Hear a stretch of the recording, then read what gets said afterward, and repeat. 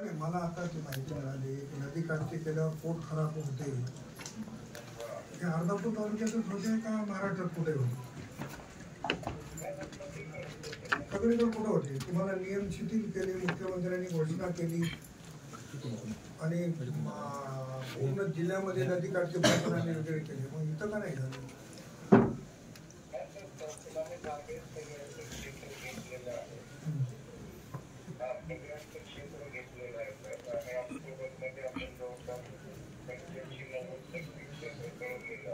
नव्वद टक्के का 100% का नाही? आता तहसीलदार साहेब मध्ये ऐका ना, मध्ये जे शेतात केळी, आपलं काम आहे पंचनामे करून पाठवतो.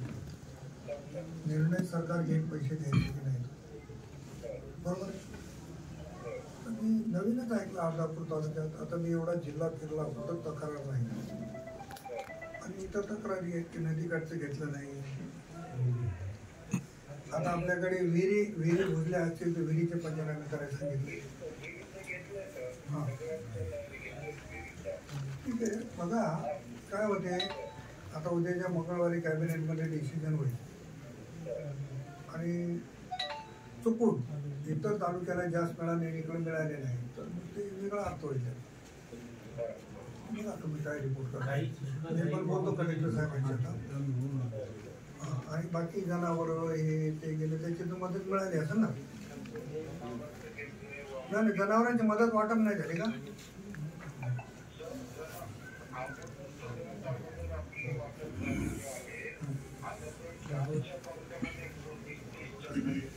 हो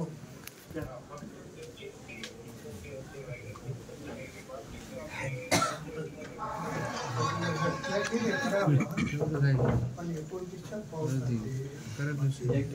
सगळे जनावरांचे पैसे आपण बरोबर आहे. नैसर्गिक आपत्ती काही जीवितहानी झाली असेल त्यांचे पण नाही ना पाहिजे. तात्काळ मदत केली तर समाधान होतं. मदत होणारच आहे. बघा 108 लोकांचे पैसे लाईन वर वाटतात जनावर. इकडे पुणे साहेब जनावराला मला सांगा. आम्ही गेलो होतो चर्चा केली पण ते आता आपलंच नाही साहेब, ते तलाठीला काय म्हणाले, त्याचा काही दोष नाही हे काय म्हणाले, आमच्या जवळ त्या ढोराचा पंचनामा आम्ही ढोर डॉक्टरनं केलेला. आता ढोर वाहून गेलेला त्या ढोर डॉक्टर जवळ पंचनामा कसं करा? नाही हो, माझा ते ढोरच गेले वाहून पंचनामा करा. अगोदर जे म्हणले त्यांनी ते जनावर लागतील खरी. आत्ता परवा त्यांनी जाहीर केलं मागच्या कॅबिनेटमध्ये की ज्यांची जनावर होऊन गेली त्याला त्यानं ग्रामसेवकानं दोघांच्या सहीचं पत्र द्यायचं. यांचं वाहून गेल्यानं आमची खात्री आहे. संपलं. आता वाहून गेलं त्याचा आता गाडेगावला माणूस वाहून गेला, सापडलं नाही.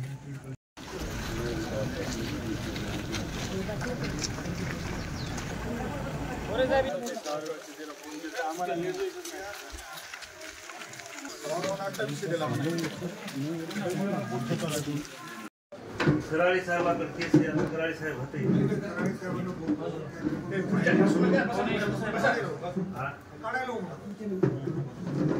एवढं करायचे. बाकी काय शिक्षणाची बोर ती मिळाली तर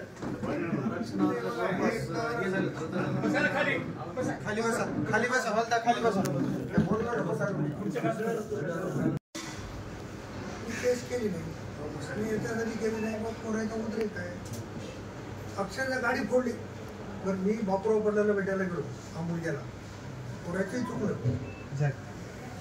मी गाडीतून उतरून बापराव पडल्याला भेटलो. बापराव पडल्या 8 दिवसात मारले मोबाईल असतं भेटायला गेलो त्याला, तरी गाडी फोडली.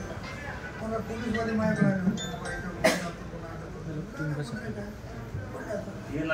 ती अध्यक्ष होती त्या समिती. आम्ही फक्त पोरं विचारू लागले. तुम्ही विचारलं डायरेक्ट आमच्या याच्यावर पोरावर केस त्यांनी पण समजदारीने घ्यायला पाहिजे. विचारलं तर आम्ही फक्त साहेब म्हणलो बा तुम्ही अध्यक्ष होत्या या गोष्टीचं कोर्टपर्यंत गेलं.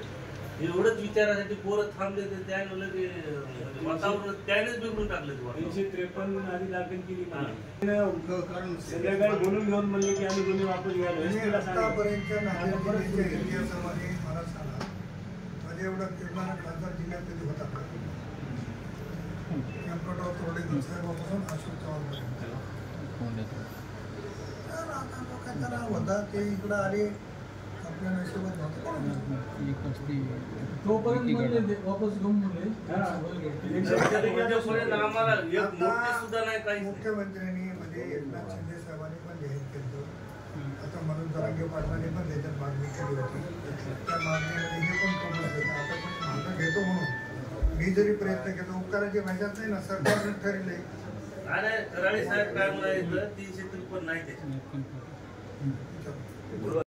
त्याच्यात तुम्हाला एक कसं करून बसणार आहे ना.